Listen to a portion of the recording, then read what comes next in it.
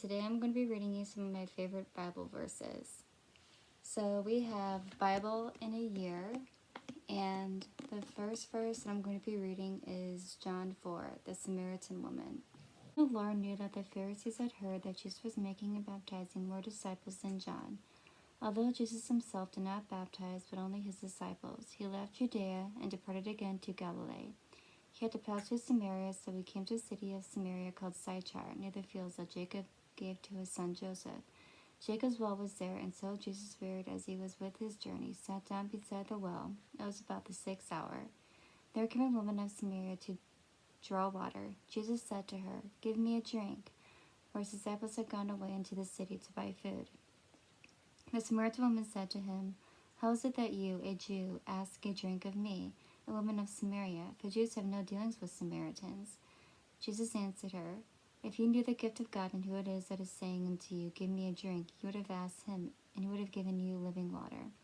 The woman said to him, "Sir, you have nothing to draw with, and the well is deep. Where do you get that living water? Are you greater than our father Jacob, who gave us a well and drank from it himself and his sons and his cattle?" Jesus said to her, "Everyone who drinks of this water will thirst again, but whoever drinks from the water that I shall give him will never thirst. The water that I shall give him will become in him a spring of water, welling up to eternal life." The woman said to him, "Sir, give me this water, that I may not thirst nor come here to draw."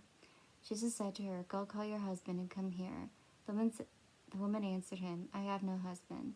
Jesus said to her, "You are right in saying, 'I have no husband,' for you have had 5 husbands, and him who you now have is not your husband." This he said truly. The woman said to him, "Sir, I perceive that you are a prophet. Our fathers worshipped on this mountain, and you say that in Jerusalem is a place for men ought to worship Jesus."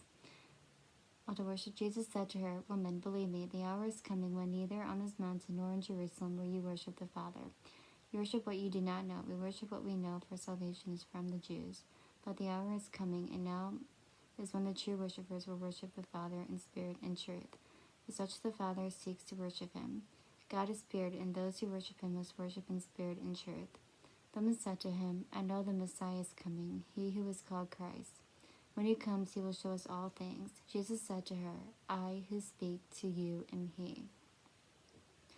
Just then his disciples came. They marveled that he was talking with the woman, but none said, "What do you wish?" or "Why are you talking with her?" So the woman left her water jar and went away into the city and said to the people, "Come see a man who told me everything I ever did. Could this be the Christ?" They went out of the city and were coming to him. Our next chapter is John 15:5. "I am the true vine, and my Father is the vine dresser. Every branch of mine that bears no fruit, he takes away. Every branch that does not bear fruit, he prunes, that it may bear more fruit. You are already made clean by the word which I have spoken to you. Abide in me as I in you. As a branch cannot bear fruit by itself unless it abides the vine, neither can you unless you abide in me. I am the vine, you are the branches. He who abides in me and I in him, he is that bears much fruit. For apart from me, you can do nothing. If a man does not abide in me, he casts forth as a branch and withers. The branches are gathered, thrown into the fire, and burned.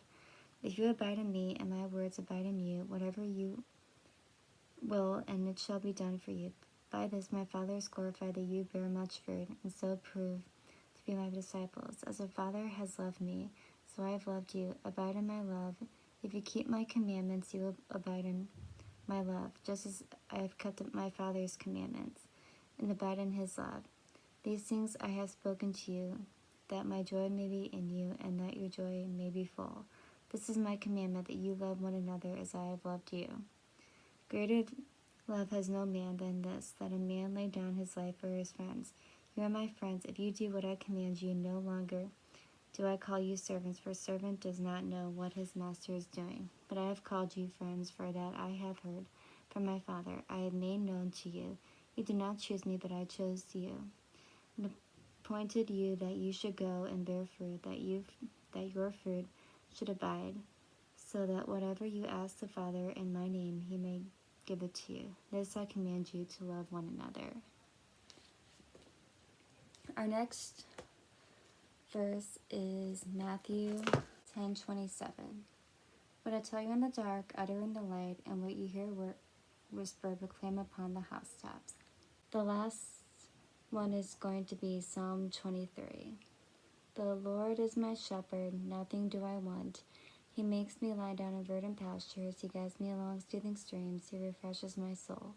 He leads me along the path of righteousness for the sake of his name. Even though I walk in the dark valley, I fear no evil, because you are with me. Your rod and your staff give me courage. You spread the table before me in the face of my foes. You have anointed my head with oil, my cup overflows. My only contentment and loving kindness be with me all the days of my life, and I will dwell in the house of the Lord for years to come. Thank you, everyone, for listening. I hope you liked it, and God bless. Bye.